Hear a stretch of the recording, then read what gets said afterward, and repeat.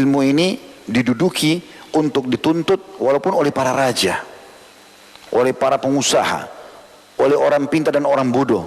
Semuanya harus hadir dalam majelis ilmu. Tanpa harus melihat siapa yang berbicara, tapi apa yang disampaikan. Kalau qala Allah, qala Rasul, kita harus merasa haus untuk itu. Kata para ulama, ilmu agama ini dibutuhkan oleh setiap muslim lebih daripada dia butuhkan makanan pada saat dia lapar. Lebih dia butuhkan daripada air dingin pada saat dia haus. Lebih dia butuhkan daripada tempat tidur pada saat dia capek. Ini ilmu akan mengontrol dan mengawasi kita, mana makanan, mana minuman, mana tempat tidur, mana pertemanan, mana pendapatan yang boleh dan tidak boleh. Sehingga yang masuk hanya yang boleh saja oleh Sang Pencipta Allah dan kita akan selamat. Makanya di sini diingatkan, samakah orang yang belajar itu dengan orang yang tidak belajar? Dan saya tidak. Karena tidak mungkin ada orang teman-teman lahir sudah pintar. Harus belajar. Dan kata Imam Syafi'i rahimahullah, tidak akan pernah ketemu antara kepintaran dan memahami agama dengan pendeknya waktu. Artinya kalau orang cuma seminggu sekali, kayak kita sebenarnya sebulan sekali cukup lama. Tapi mungkin inilah waktu yang sementara kita lowongkan. Kalau hakikat dari menuntut ilmu harus setiap hari. Imam Nawawi rahimahullah setiap hari 13 kitab di 13 guru. Bagaimana habis waktunya untuk ilmu itu? Semuanya, tapi subhanallah dipenuhi oleh Allah subhanahu wa ta'ala kebutuhannya.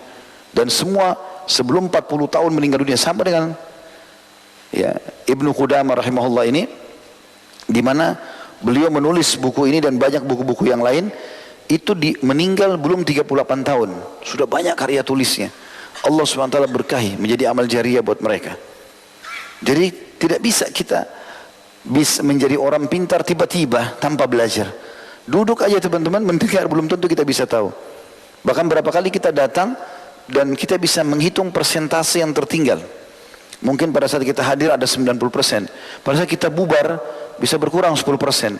Kalau antum tidak muraja, tidak mengulanginya, maka bisa hilang lagi lebih banyak. Seminggu kemudian mungkin kita sudah lupakan. Maka ilmu itu butuh keseriusan.